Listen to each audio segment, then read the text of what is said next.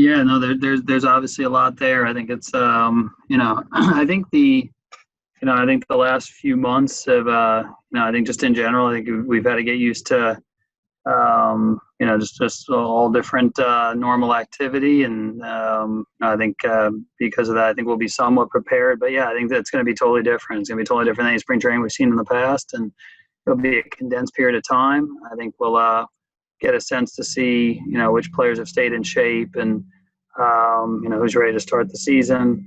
In terms of like the work day and the practice schedule and all of that, I think that's going to look very different as well. So it's going to be a unique deal. But I think the way we've handled it as an organization really so far over the course of the last 3 months is, just kind of like take each situation as they come up and try to figure out the best possible solution and then move forward. And I think we'll do the same here for spring training 2.0. So we'll go ahead to Dennis Lynn with The Athletic.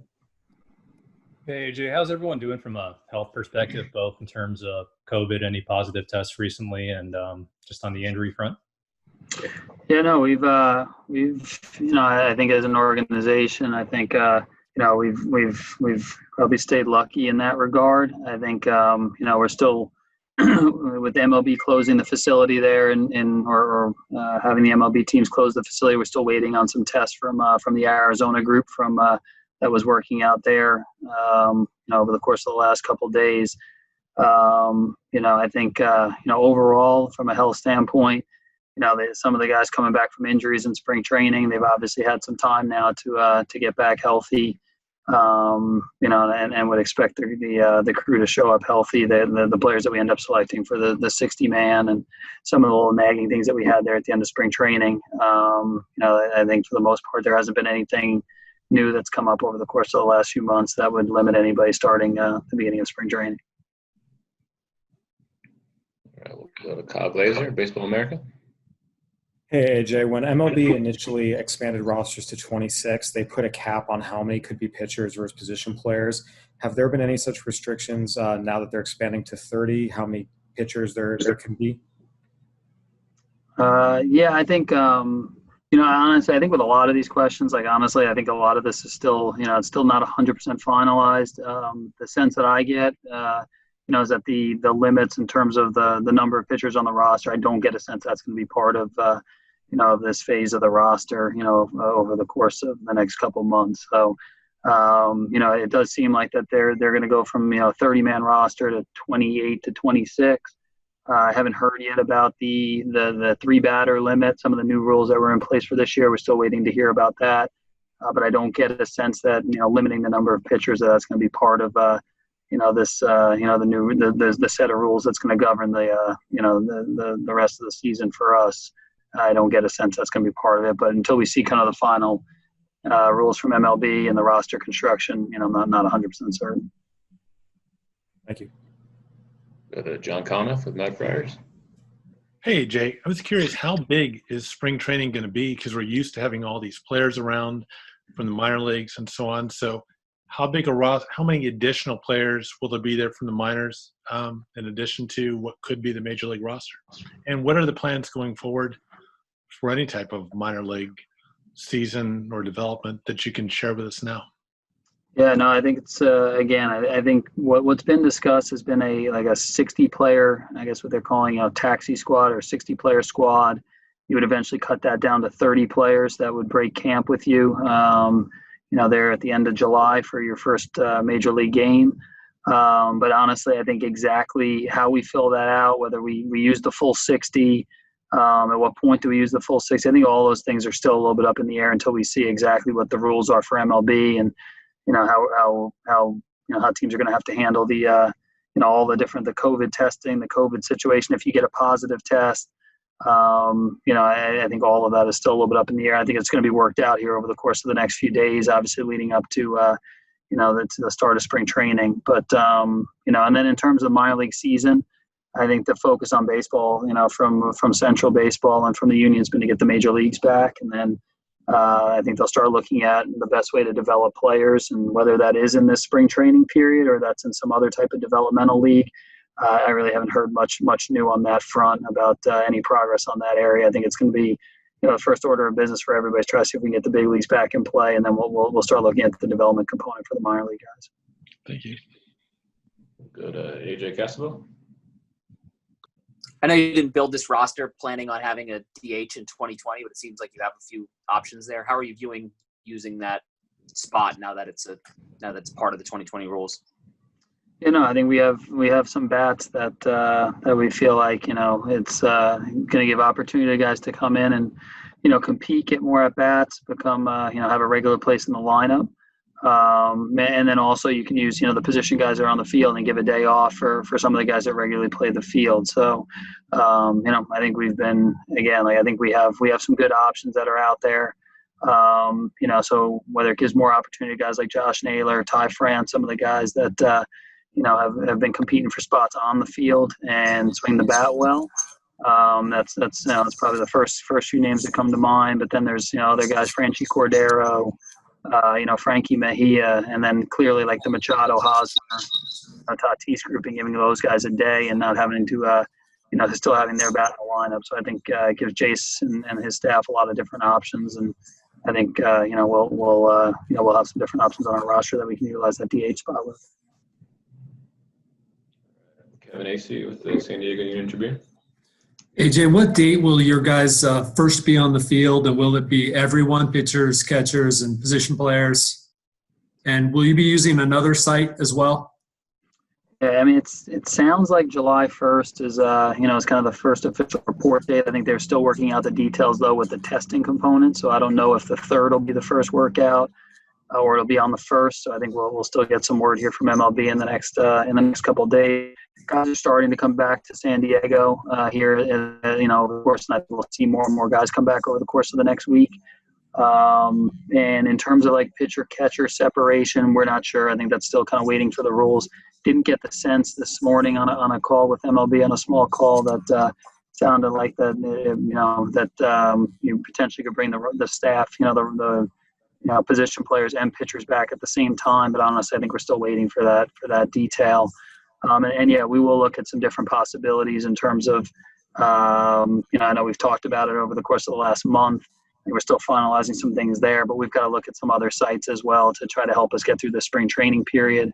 Some of the local facilities in San Diego, just because, there'll be a lot of bodies, and to do it on one field. I think Jason and his group, they're do a nice job being creative, being organized, but I think we're gonna have to look at some different facilities. Obviously in Arizona, our regular spring training facility, we've got 8 fields. We've got, all kinds of batting cages, bullpen mounds, large weight room. We're able to handle a lot of different space. Here in Petco, it'll be a little bit, it'll be different. So we're gonna have to use some different facilities here in San Diego. Thanks. Back to Kyle. For when the regular season starts, has a site been selected yet for where the 30-man taxi squad will be based? No, I think we're, again, like everything. I'm sorry, can I keep coming back? I think a couple things. I think even if they don't agree to it being mandated.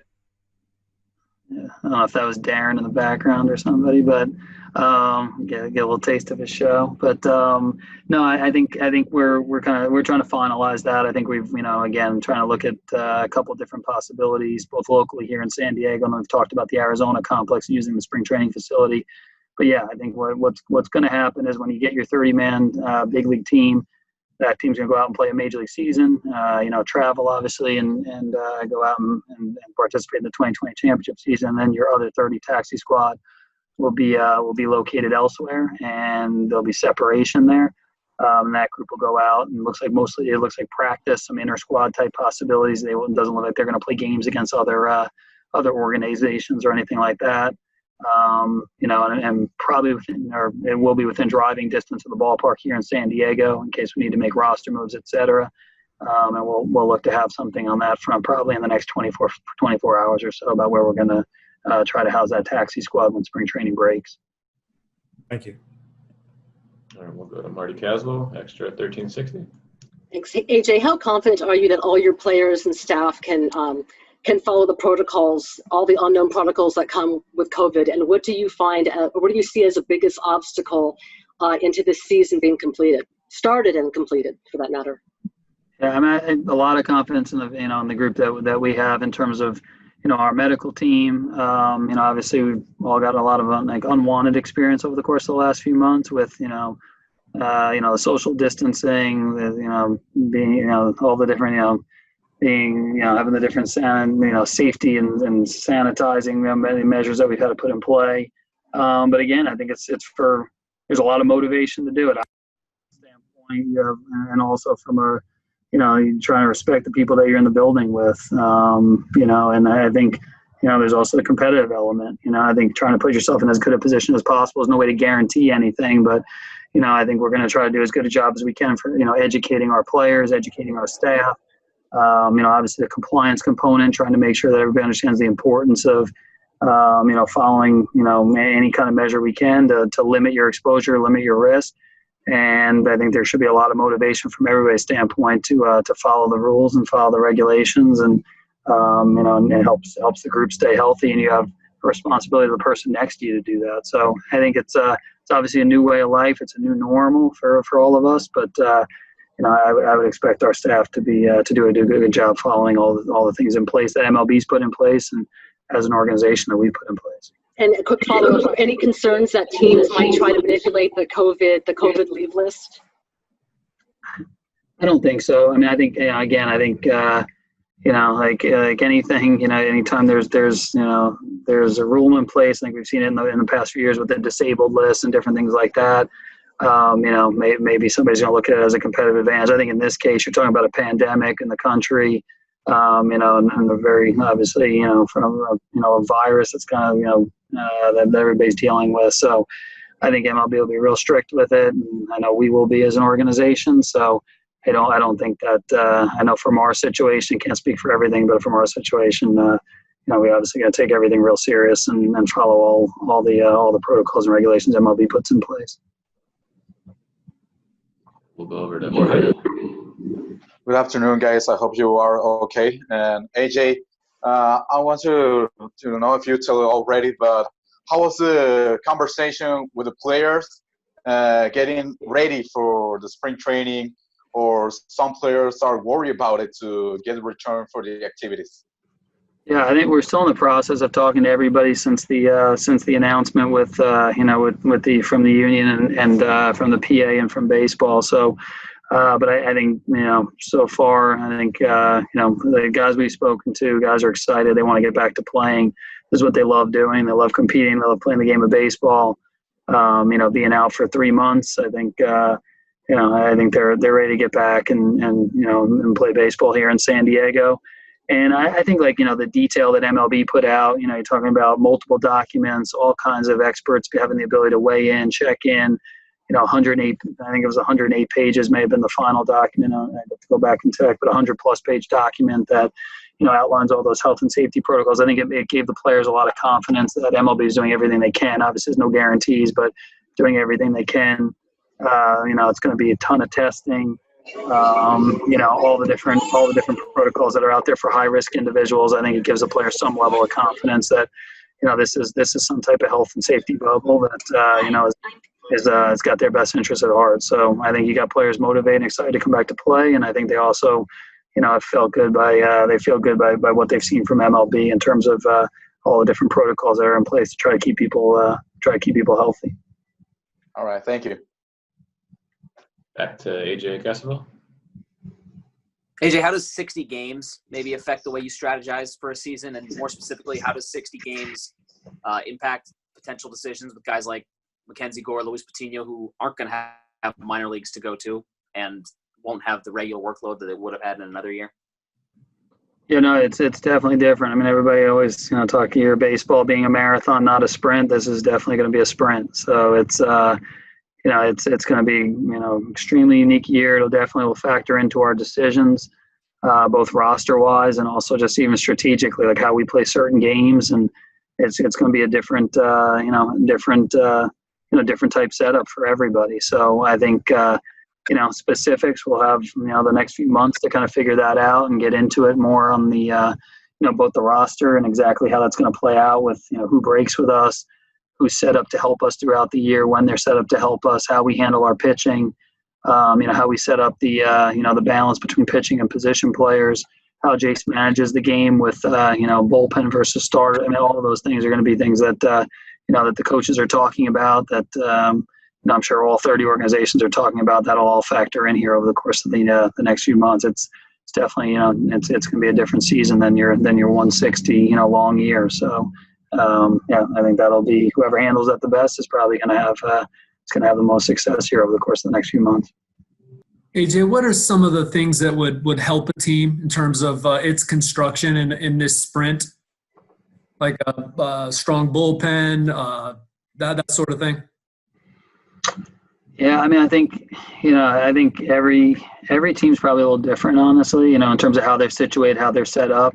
So, I mean, I think, you're still going to play to your strengths as a group and as a team. I think the number one thing is going to be health. And, this year that's obviously an even more unique factor that's probably going to be very difficult to predict. So, I think we all look at it, if a player goes down or has to go on that COVID-related injury list, in some years, you go on the disabled list, for example, and that's, a small portion of your season. This year, whether it's due to COVID or it's due to injuries, you go down on the DL, that could be your season basically, or, a large percentage of your season. So I think, the health component, that's tough to predict. I think that's going to have a big effect for sure. Outside of that, yeah, probably depth will be important, because I think, whether your starters are going to be able to go 9 innings day one, probably not, so I think having multiple options, I think will be important. Having multiple options that can plug in place of injury, or if you do have COVID-related, illnesses or situations, I think that's going to be really important. In terms of like bullpen, I've heard a lot about that. I think just quality performance always dictates whether you're going to be successful or not. Whether that's starters, relievers, position players, you just got to get guys that are gonna achieve and overachieve. And I don't think anything really changes on that front. I think the health is probably the biggest component. The short sprint, as you put it, versus the marathon. Some players may not play due to health concerns and that sort of thing. Is there a concern that there'll be an asterisk after whoever comes out on top of this, and your players might have that in a mindset, or some players might have that in a mindset that this isn't really a real season? Yeah, I mean, I think it really, it's just going to, kind of see how things play out over the course of the next few months. It's I think everybody knows it's going to be a very different season. Again, I think what everybody's hoping is best case scenario. We go out, it's 60 games, players every single day are playing to win, tons of energy. Guys they know every single day is going to, one game in a 60-game season, is going to potentially determine a pennant race or getting into a postseason situation. And then hopefully you have a great postseason and an exciting postseason, and you get to the end of the year and go, that was different, but it was at the end of the day, you want a competitive setting against other professional teams and players, et cetera. And I think that's the goal for everybody, is to look up and have that type of experience over the course of the next 2 months. Again, if it was a 1-week situation, that's a little bit different, where anybody can win 60 games. I think everybody's got to be positive to look out and say you got a chance, and then some type of postseason setup. So I think in terms of like asterisk, no asterisk, I think we'll get to the end of this and kind of everybody can make their own determination how real it is for them, how real it felt. But I know what we're looking at with the Padres is it's competitive baseball, and the fans want to go see a good product and they want to see a good team. And I think you crown a champion at the end of the year. That's a championship that was won playing against the best of the best in Major League Baseball, even if it was for 60 versus 160. So I think that's the way we're looking at it. Thank you, AJ. We got time for a couple more. Back to Marty. AJ, have you heard from any players or staff members, coaching staff, that may need to opt out of playing games due to their own personal circumstances? We haven't yet in our situation. No, I think basically MLB has they've got as part of those protocols they've got basically are able to look up and try to tier people, or look into like high risk individuals, and and as an organization we'll set up certain maybe some separate accommodations for that group, et cetera. But with our group so far, I think we're in the process of kind of putting some final touches on all of that, but. It feels like, with our coaching staff, that the guys want to, everybody seems like they want to come back, work, and have not heard yet of anybody opting out for any reason. We'll go last one with Brandon Stone, KUSI. Greetings, AJ. Good to see you again. Just two questions, one for clarification and the other just because I'm being inquisitive. The first is the idea of service time, which I know was negotiated about. Can we get some clarity as to what happens if you have to bring a guy up, bring a guy down, how that could impact service time or not? Can you just clarify that, and then I'll get to the second question. Yeah, I think still kind of waiting for like, final MLB memo on exactly how it's going to work. But I think we're looking at it as, when players are on your, what would be to start the season, your active 30-man roster instead of your 26-man roster. It eventually would go from 30 to 28 to 26, it sounds like, throughout the season. They're going to get service time. So they'll get days of service similar they were in a regular season. In terms of how that, in terms of, I probably have to go back and look a little bit in terms of, when guys come up for 2 weeks, how that ends up being, laid out for future, future commitment, everything like that. And I think we'd have to go back and take a look at that a little bit more, but I haven't spent a ton of time, honestly, looking too much at the service time rules and kind of waiting for a final memo from MLB to see how that plays out. Well, I'm sure you've been thinking about a whole host of things during this time, so not surprised on that. And the second question is, we can't be absent to what's going on in the world. Have you sat and talked to your players or the people about the movement that we've been going through, cultural issues? I know your players certainly have not shied away from discussing it online. So what have you said to them, or have you had any conversation or things you might be planning to do? Yeah, I think the biggest thing we've tried to, talk to, when I've spoken to the players individually, is just be very supportive of, and understanding that, I think there's, overall, everybody's passionate about, all different things in their lives, different movements, everything like that. I think here, we want to make it be known that, in general, like, I think it's cool across the country that people are, they're speaking out. They're looking out throughout the country for what they feel like is right. And I think, throughout the United States, like, it's one thing to identify an issue. I think the bigger key to me is when you hear people start talking about solutions and what's the next step forward. And I think, to me, over the course of, I think in the last month throughout the country, I think we've seen, a lot of people identify, hey, this is, another area that we look out. And, whether it's, looking at race relations, whether looking at unity, whether it's looking at, all different areas. Like, the biggest thing is, okay, now what can we do about it? What can we do to grow the country? You can move forward. How can we support as an organization? How can I support personally? And, I think, like, really in the last 3 months, we've had some players that have, some players have shied away from coming to San Diego and have done things on their own. Some guys have, come into the facility almost daily. And I've gotten to know these guys really on a different level personally. And I think it's been really cool to hear, what people are passionate about, from not just a baseball standpoint. I think we get so hung up on the game of baseball and, a lot of different times. And over the course of the last few months with everything going on throughout the country, the situation in Minnesota, some of the different protests that are out there, obviously the Corona deal. We've had a lot of time to sit down as a group and sit down individually with the players that have been coming into San Diego and find out what's important to them, find out background, find out stories.